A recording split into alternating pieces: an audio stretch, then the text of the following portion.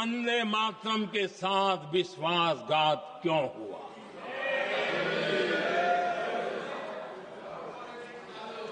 ये अन्याय क्यों हुआ? वो कौन सी ताकत थी जिसकी इच्छा खुद पूज्य बापू की भावनाओं पर भी भारी पड़ गई है, जिसने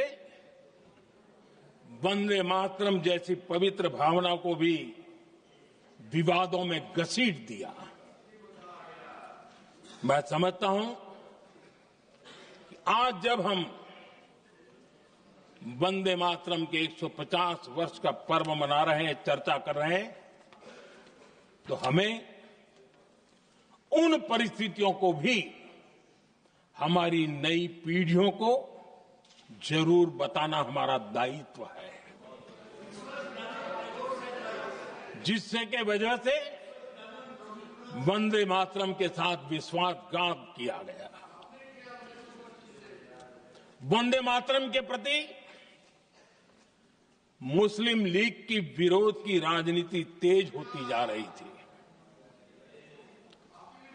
मोहम्मद अली जिन्ना ने लखनऊ से 15 अक्टूबर 1937 को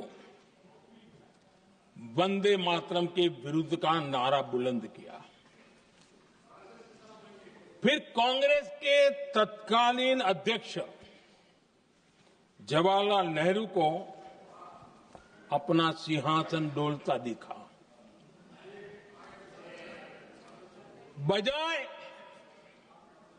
कि नेहरू जी मुस्लिम लीग के आधारहीन बयानों को तगड़ा जवाब देते, करारा जवाब देते, मुस्लिम लीग के बयानों की निंदा करते,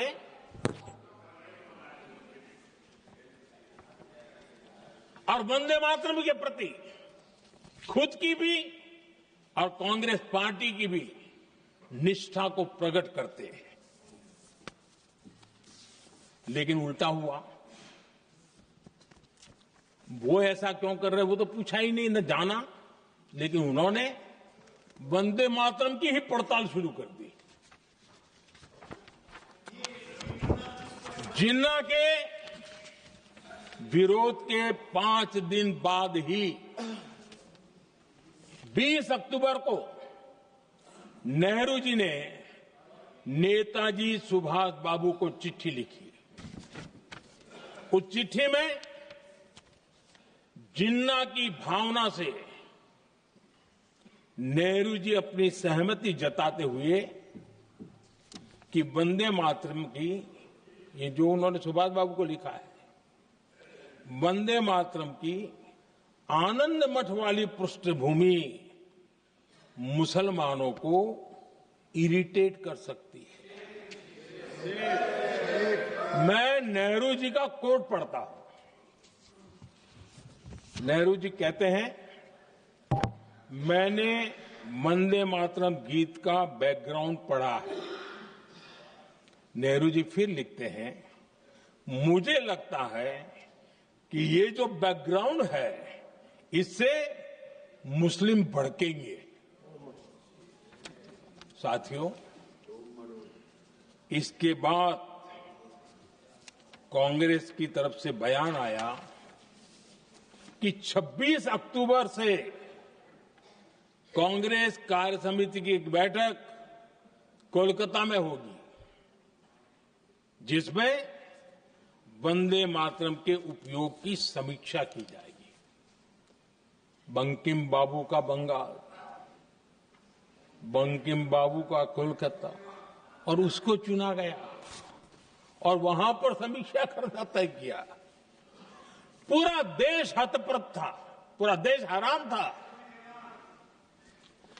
पूरे देश में देशभक्तों ने इस प्रस्ताव के विरोध में देश के कोने कोने में प्रभात फेरियां निकाली, वंदे मातरम गीत गाया। लेकिन देश का दुर्भाग्य कि 26 अक्टूबर को कांग्रेस ने वंदे मातरम पर समझौता कर लिया।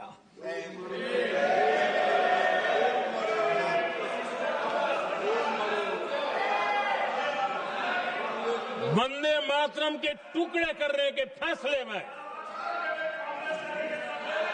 वंदे मातरम के टुकड़े कर दिए। उस फैसले के पीछे नकाब ये पहना गया, चोला ये पहना गया। ये तो सामाजिक सद्भाव का काम है। लेकिन इतिहास इस बात का गवाह है कि कांग्रेस ने मुस्लिम लीग के सामने घुटने टेक दिए और मुस्लिम लीग के दबाव में किया। और कांग्रेस का ये तुष्टीकरण की राजनीति को साधने का एक तरीका था। आदरणीय अध्यक्ष जी, तुष्टीकरण की राजनीति के दबाव में कांग्रेस वंदे मातरम के बंटवारे के लिए झुकी। इसलिए कांग्रेस को एक दिन भारत के बंटवारे के लिए झुकना पड़ा।